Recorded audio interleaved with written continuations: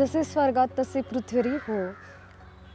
पवित्र शास्त्र सांगते यिर्मया याचा 29वा अध्याय आणि 11 वचन, तुम्हाविषयी माझ्या मनात जे संकल्प आहे ते मी जाणतो, ते हिताचे आहेत व भावी सुस्थितीची आशा देणारे आहेत.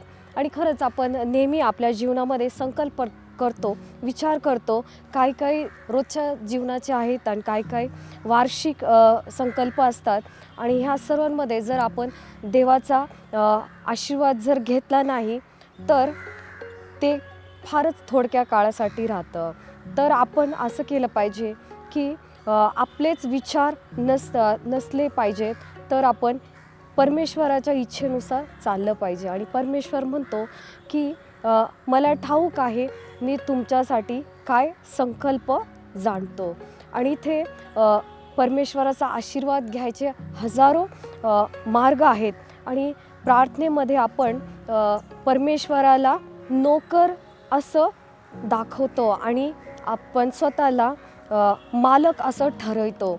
आणि विचार करण्याची गोष्ट आहे. आणि लक्षात ठेवा की परमेश्वर हा देव आहे, तो आपला मालक आहे.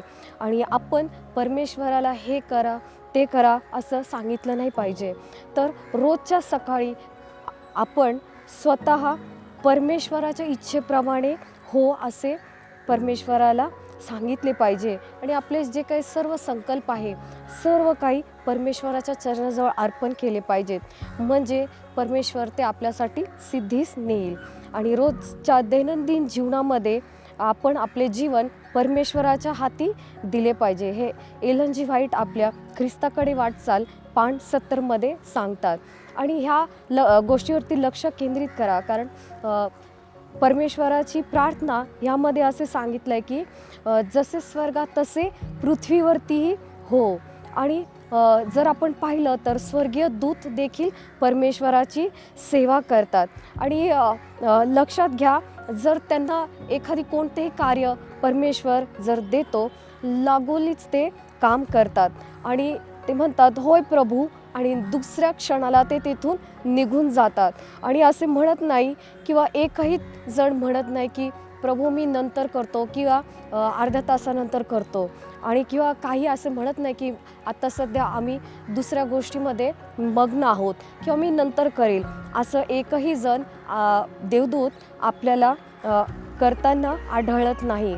आणि आपण वेगवेगळ्या ठिकाणी अनुभव घेतो की अत्यंत संकटाच्या समयी परमेश्वर त्याचे देवदूत आपल्याजवळ पाठवून आपली रक्षा करतो. आणि जर देवदूत आपल्याला वाचवायला येत नाहीत तर मग विचार करा की आपण कुठं चुकतो आहोत. आणि क्षणासाठी आपला जीव आपण धोक्यात घालतो, पण प्रियानो तसं होत नाही. परमेश्वर आणि त्याचे देवदूत आपल्यासाठी नेमलेले आहेत आणि ते सर्वजण आपली काळजी घेतात. आणि इथे डॉक्टर पावेल हे त्यांच्या पत्नी संगते लांब अशा प्रवासासाठी निघालेले आहेत. आणि ते जेव्हा निघायच्या अगोदर नेहमी प्रार्थना करतात की हे देवा सर्व काही तुझ्या इच्छेप्रमाणे आजच्या दिवशी हो. आणि जे काही संधी आहे प्रत्येक संधीची ते वाट पाहतात. आणि ही जे काही प्रवास आहे 5 तासांचा प्रवास होता. आणि त्यांनी त्यांच्या एका चांगल्या पाळकाला देखील सांगितलेलं आहे की तुम्ही माझ्यासाठी सुद्धा प्रार्थना करा. आणि मग ते क्युबा या ठिकाणी सुवार्थेसाठी जातात. पण प्रियांनो लक्षात घ्या, इथे त्यांच्या जी काही कार आहे वाहन आहे त्याचं ॲक्सिडेंट झालेलं आहे. आणि एवढंच नव्हे तर ते तिथे बसची सुद्धा वाट पाहत होते, पण बससुद्धा आलेली नाही. आणि मग ते अशा ठिकाणी जात होते जिथे त्यांना त्या गोष्टी त्या ठिकाणचा पत्ताच माहिती नव्हता. आणि मग पुन्हा एक वार त्यांनी त्यांच्या पाळक मित्राची आठवण केलेली आहे. आणि त्यांनी त्यांना फोन करून विचारले की तुम्ही मला तुमचा योग्य पत्ता परत पाठवा, ह्या नंबरवरती कळवा. आणि मग पलीकडून आवाज आला की तुम्ही आता नक्की कुठे आहात. आणि मग ह्यांनी सांगितले की आम्ही जिथून बाहेर पडतो ह्या ठिकाणी आहोत. आणि मग ते पाळक विश्वास बसत नव्हता त्यांचा. आणि ते विचार करू लागले की एवढ्या लवकर हे त्यांचे मित्र डॉक्टर पावेल तिथे कसे काय लवकरात लवकर पोहोचलेले आहेत. आणि मग तसं जर पाहिलं तर 5 तासाचा जो काही प्रवास होता उत्तरेकडे, तर तो त्यांनी फार थोड्याच वेळेमध्ये गाठलेला आहे. आणि मग जे पाळक आणि त्यांची पत्नी त्या ठिकाणी गेले असता लगेच त्यांचे मित्र दुसरे पाळकही त्या ठिकाणी आले आणि मग ते तेथून विमानतळाकडे गेले आणि जिथे त्यांना क्युबाकडे जायचं होतं त्या ठिकाणी ते गेलेले आहेत. आणि बऱ्याचदा आपणही वेगवेगळ्या संकटात अडचणींमध्ये सापडतो आणि मग आपण असं विचार करतो की परमेश्वराच्या इच्छेप्रमाणे नव्हे तर आपण स्वतःच्या इच्छेप्रमाणे वागण्यास प्रयत्न करतो. पण प्रियांनो, तसं नाही. आपल्याला माहीत नसतं की भविष्यामध्ये आपल्यासाठी काय वाढून ठेवलेले असते, पण परमेश्वर भविष्यही जाणतो आणि परमेश्वराची प्रीती आपल्या सर्वांवरती अफाट अशी आहे. आणि जेव्हा आपण आपल्या कितीतरी भविष्य काळातील जे काही मागण्या आहेत, विनंत्या आहेत, जेव्हा करतो बऱ्याचदा त्या फोलही जातात किंवा सिद्धीच जात नाही. आणि अशा वेळेस आपण विचार केला पाहिजे की परमेश्वर आपल्यासाठी सुंदर असं संकल्प करत असतो आणि परमेश्वराला कधी वाटत नाही की त्याच्या लेकरांनी वाईट मार्गाकडे वळावं. पण जर आपण पाहिलं तर सुरुवातीपासून शेवटपर्यंत परमेश्वर त्याच्या सर्व लेकरांना त्याच्या कार्यसिद्धीस नेण्यासाठी बोलावित असतो, त्यांना हाक मारत असतो. उपचार सेवा यामध्ये एलन जी व्हाईट लिहितात, पान 497. आणि जेव्हा आपण पुढे पाहतो की आपण आपल्या कृतीमध्ये आपल्या नव्हे तर परमेश्वराच्या इच्छेप्रमाणे ती कृती आपली झाली पाहिजे असे आपण प्रार्थनेमध्ये परमेश्वराकडे मागितले पाहिजे. आणि जर आपण मागत नाही किंवा आपण स्वतःलाच मालक असं ठरवतो, अशा वेळेला परमेश्वर त्याच्या इच्छेप्रमाणे घडून येत नाही. आणि हा आपल्या सर्वांचा अनुभवही ह्या घडीला असेल. आणि आपण स्वतः परमेश्वराच्या बोलण्याकडे कान दिले पाहिजे. आणि जेव्हा आपण एकांतामध्ये असतो, त्याचे जेव्हा वचन आपण वाचतो, तेव्हा आपल्याला कळेल की आपण त्याचा जो काही मंद सुंदर असा आवाज आहे, ह्या आवाजाकडे आपण लक्ष दिले पाहिजे. आणि परत एलन जी व्हाईट त्यांच्या उपचार सेवा ह्या पुस्तकात पान 58 मध्ये हे आपल्याला सांगतात. आणि जेव्हा आपण खरंच त्याचा आवाज ऐकतो तेव्हा आपल्याला समजून येतं की परमेश्वर आपल्यासाठी काय संकल्प ठेवत आहे, आपल्यासाठी कोणते मार्ग आपल्याला दाखवत आहेत.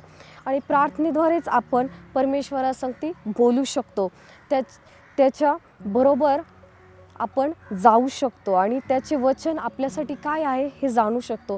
प्रियांनो, लक्षात घ्या, प्रार्थना आणि परमेश्वराचं वचन हे दोन्ही संगती एकत्र जातं आणि आपण त्यांना दोघांना विभक्त केले नाही पाहिजे. आणि आज आपल्याला पवित्र शास्त्र परमेश्वराच्या वचनाने आपल्याकडे बोलत आहे. आणि आज आपलं काम आहे की आपण आपले जे कान आहे त्याकडे दिले पाहिजे.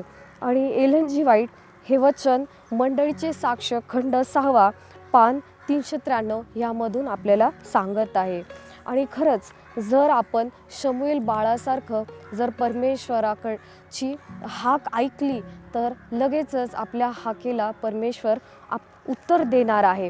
आणि जर आपण त्याच्या हाकेला ओ देत नाही तर आपल्या जे काही संकल्प आहेत, जे काही विचार आहेत ते सिद्धीस आपण नेत नाही. आणि खरोखरच तुमच्या जे काही गरजा आहेत, ज्या विनंती आहेत, तुम्ही त्या सर्व परमेश्वराला सांगितल्या पाहिजेत. आणि 1 पेत्र 5:7 मध्ये लिहिले की त्याच्यावर तुम्ही आपली सर्व चिंता टाका, कारण तो तुमची काळजी घेतो. आणि खरंच आपण आपले जेव्हा चिंता काळजी परमेश्वरावरती लादतो तेव्हा परमेश्वर आपली काळजी घेतो. आणि परमेश्वराकडून हाक मारणे किंवा मदत मागणे हे काही चुकीचं नाही. आणि परमेश्वर अशी कोणतीही गोष्ट नाही की तुम्हाला सांगत नाही. आणि आज तुम्हासाठी परमेश्वर न थकता न विश्रांती घेता तुमच्यासाठी उभा आहे. वेळ आहे तोपर्यंतच तुम्ही त्याला हाक मारू शकता. एकदाच क्षमेचं वेळ आहे, जे काही समय आहे तुमच्यासाठी, जर ते दार बंद केलं तर कितीही दार तुम्ही ठोकावलं त्याचा काही उपयोग होणार नाही. वेळ आहे तोपर्यंतच त्याचा धावा करा आणि तुम्हाला परमेश्वराने निवड करण्याची सुंदर असं ज्ञान दिलेलं आहे आणि परमेश्वर आपल्या निवडीला सुद्धा मान ठेवतो. आणि जर आपण त्याची आज्ञा आपल्या स्वतःला मागून घेत नाही तोपर्यंत त्याच्या आज्ञेप्रमाणे चालण्यास आपण करत नाही. आणि परमेश्वर आज तुमची माझी वाट पाहतो. तो त्याच्या निवडलेल्या लेकरांकडे मध्यस्थी म्हणून पाहतो. आणि प्रार्थना करा, त्याच्या वचनाचा अभ्यास करा, विचार करा आणि जे काही तुमचे संकल्प आहेत हे सर्व त्याच्या इच्छेनुसार करा, म्हणजे तुम्हाला परमेश्वर योग्य मार्गदर्शन करेल. आणि मत्तयाच्या 6व्या अध्यायामध्ये जसे लिहिले आहेत, तुम्ही पहिल्याने त्याचे राज्य व त्याचे नीतिमत्व मिळवण्यास झटा, म्हणजे त्याच्याबरोबर ह्या सर्व गोष्टी तुम्हाला मिळतील. आणि खरंच जर परमेश्वर आपल्यासाठी उभा आहे तर मग आपणही परमेश्वरासाठी उभे राहिले पाहिजे. आणि ह्या अंतकाली जगिक गोष्टीकडे लक्ष न देता, धकाधकीच्या गोष्टीकडे विभक्त न होता त्याच्या वचनाकडे आपण आपले लक्ष केंद्रित केले पाहिजे. आणि चला तर मग आपण प्रार्थनेमध्ये लक्ष देऊया आणि त्याच्या जवळ जाऊया. आमेन.